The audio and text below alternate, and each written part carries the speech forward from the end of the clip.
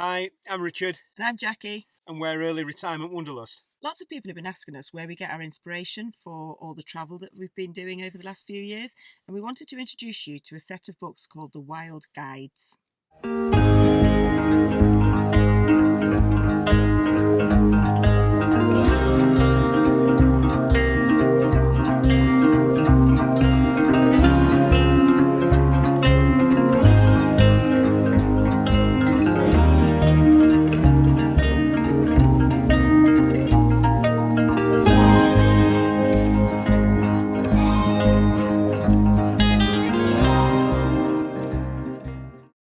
Hi, so it's a little bit strange that we're filming in the van again, but we are still probably a little bit officially homeless. Houseless.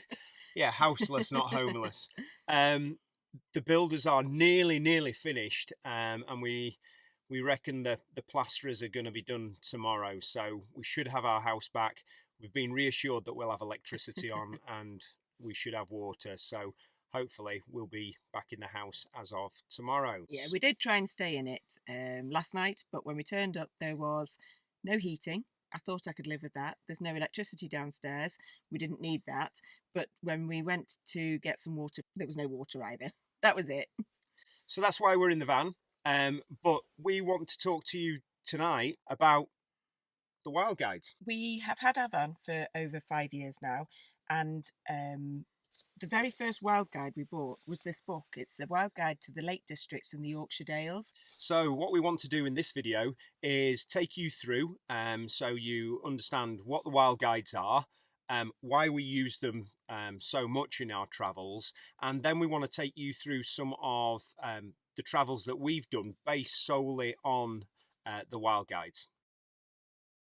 Yeah, there are a series of them now. The first one we bought was the Lake District in Yorkshire Dales guide because we spend a lot of time there, and it was when we were working, it was close enough for us to look at the guide and think, where do we want to go for the weekend? What do we want to do?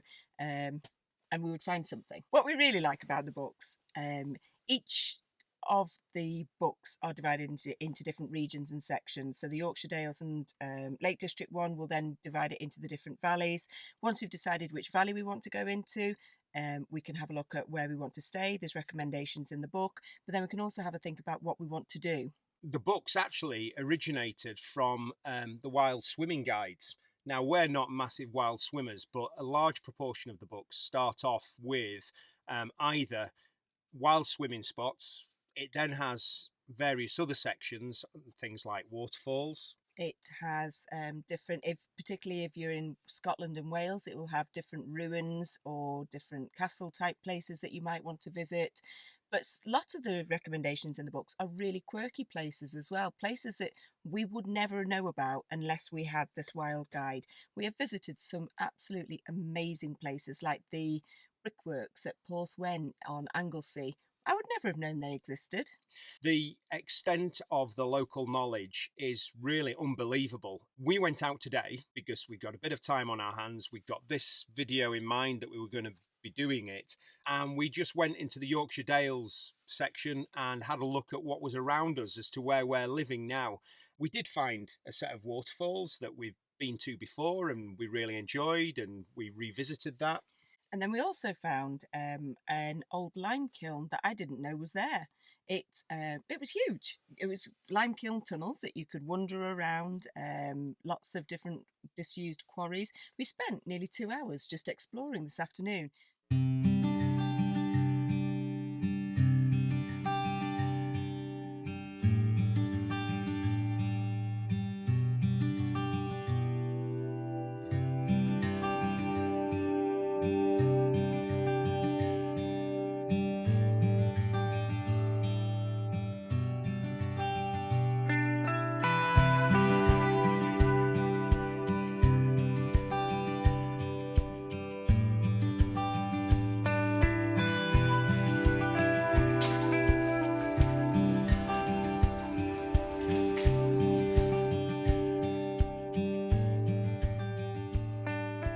And then probably the final sections that they cover are local eateries and recommendations. I think once or twice we've been a little bit caught out by that because Obviously, books go out of date a little bit and businesses change, but there's eateries, there's hotels, there's hostels and campsites. Yeah. So the first reason why we really like the guidebooks is that they are really simply laid out, and they're really clear and really concise in the information that they give. And sometimes I think when you buy local guidebooks, there's almost too much information in. Whereas what we find is that we really like the style of the wild guides, and we think that it pinpoints us to the sort of places that we would like, and we trust it. So the information is really clear, it's really concise, and it's very, very easy to find the sort of things that you would like to do. Once we've found something that we want to do, it's really easy to navigate as well.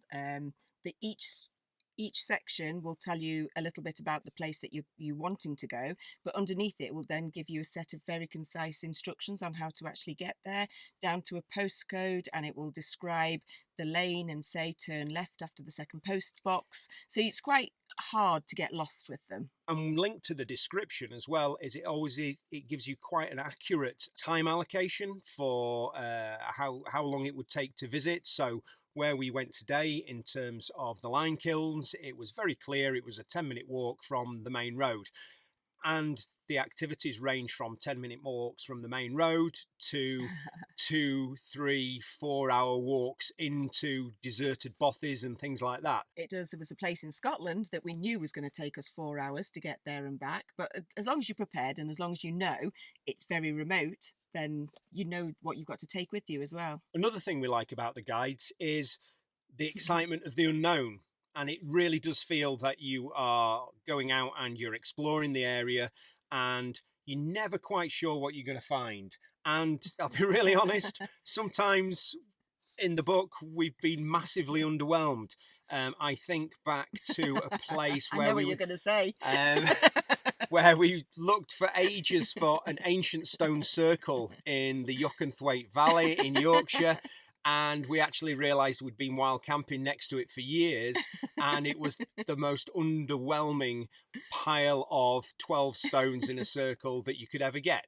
We did walk about 1 kilometre up and down this blinking valley, and it was literally opposite where we'd parked the campervan for the night. But there's an element of excitement and adventure with not knowing what you might find. Yeah, and this summer we went to Wales and the Pembrokeshire area. There was lots of little hidden gems in there. We found 2 of really, really good campsites through it.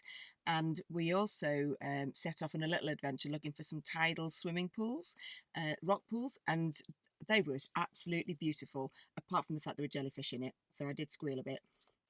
One of the really nerdy things that we do, every time we visited a place, we'll get our little pink highlighter, and at the end of the day, we will highlight anywhere that we've been in the book. I look at it as a really healthy, active stamp collecting hobby. Not at all nerdy. I do love my pink highlighter. I do carry my pink highlighter with me at all times now. And he does hurry back to the van to get it done as soon as we've been to somewhere. But there's a real sense of fulfillment, and there's a really nice feel about looking back and thinking, yeah, we've been there, we've done that. That was really good, or that wasn't so good. Yeah. And it's most importantly, it's coloured in pink. So we've evolved in our use of the wild guides over a number of years since we've had our campervan Nelson. We started quite local with the Lake District and the Yorkshire Dales, and then where we were living in Cheshire was really, really close to North Wales. And again, to our embarrassment, we didn't really know much about North Wales. So we bought the Welsh guide, and that opened up a whole series of different trips for us, not just in North Wales, but it opened up the whole of Wales. In fact, the first trip that we did when we bought the wild guide, we started off on Anglesey, and then we went around Barmouth, and we went right down to visit our kids in Cardiff. We had a week of our half term in October, and we just used the wild guide as a base. We said, right, we're going to drive for another hour down the coast. What's there going to be around there? What's in the wild guide? Is there a campsite that it recommends? And actually we had a fab week. So then we decided in our little adventure travels that we were going to venture further afield. We were gifted, I think, the Scottish book, And we vividly remember leafing through its pages, and there's some beautiful pictures in there, but we didn't have a clue about how it all fit together. I remember looking at it thinking, well, I've been to Edinburgh and I've been to Glasgow and St Andrews. They're not even in the Wild Scottish Guide because it's the Highlands and the islands mainly. It comes right down to Arran, and then it goes up to the north coast. And we just looked at all these islands and the Cairngorms and the Highlands, and we had not got a clue how they fitted together. So what we did was we covered a chapter at a time, and we went off, and I think one of our first trips was to the Isle of Mull. It really did just help us understand the local area and the things that were on the Isle of Mull. But what we do when we first think about where we're going to go next, we will get the guide out, particularly Scotland. We'll get the Scottish Guide out and say, right, we are not going back to Mull, or we are not going back to the Outer Hebrides, although we did, because there's so many chapters that we've still not covered. We want to go to the Shetlands and the Orkneys and find all the amazing places that are in there. And there's so many of the little islands like Islay and Colonsay that we still have to explore. So we've covered quite a lot of our most recent Scottish trips in our YouTube videos, and if you have a look back, and if I've got the technical know-how how to put it on the screen, I'm sure it'll appear somewhere around here in terms of some of the trips that we've done, and those trips were pretty much based on the information that we got out of the Wild Guides. The most recent big trip that we've done, a summer trip, we wanted to go back to the Alps. We've travelled in the Alps quite extensively, but this time for Christmas, I bought Richard the French Alps Guide, and we planned our last trip just purely on 3 chapters from that guide. I didn't even get insurance on the van because I didn't want to be tempted to go any further out because we knew the Wild Guide wouldn't let us down. And wow, some of the places that we found were just stunning. So we basically started in the Northern Alps and worked our way down through, as Jackie says, 3 chapters of the book. And we have got some really well documented travels on some of our earlier YouTube videos, but starting off in the Abondance Valley and then moving down into Morzine and Ligier and then travelling through Chamonix and finally ending up in the Haute Gif area. We went to Samyans, and I think that's how you pronounce it, and we ended up finding a campsite called Camping Pelly, which was right on the borders with Switzerland. Lots of places that we would not have found without the book. One of the next big trips that we want to plan, and we have got lots of different guidebooks, don't get me wrong, we don't just use the Wild Guides, but we do use them as a starting base. But we've got the Scandinavian Wild Guide book, and I'm so excited to start getting to find out little places that we can start planning to go. It's such an enormous trip, but the Wild Guides do take you through the journey up through Norway. We want to eventually get to the Arctic Circle in summer and get to the land of the eternal sunrise or whatever it is. I don't know. He means the midnight sun. The midnight sun. If you hadn't already gathered, we would thoroughly recommend the Wild Guides to anyone who is thinking about travelling in any particular area. You don't need a campervan, but it is a really, really good starting point to what we consider to be able to find the hidden places.